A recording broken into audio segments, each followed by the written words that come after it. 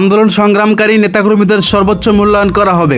গত 17 বছর ধরে যেসব নেতাকর্মী স্বৈরাচার আওয়ামী লীগ সরকারের দুঃশাসনের বিরুদ্ধে আন্দোলন সংগ্রাম করেছেন তাদের সর্বোচ্চ মূল্যায়ন করা হবে বলে মন্তব্য করেছেন বিএনপির কেন্দ্রীয় ক্রীড়া উপাসক আমিনুল হক। তিনি বলেছেন, যারা নিষ্পত্তিত হয়েছে, মামলা হামলায় নির্যাতনের শিকার হয়েছে, তাদের আদর্শ থেকে পিছু পা হননি, তাদের পেছনে রাখার কোনো সুযোগ নেই।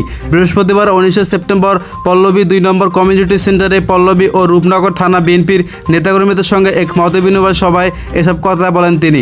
আমিনুল হক বলেছেন, বিএনপি জনগণের দল, জনসমর্থন নিয়ে আমরা সবসময় কাজ করি। সেই সমর্থনের জন্য অনেকেই নতুনভাবে আসবে। আওয়ামী লীগ ছাড়া আমরা সবাইকে সদরে গ্রহণ করব।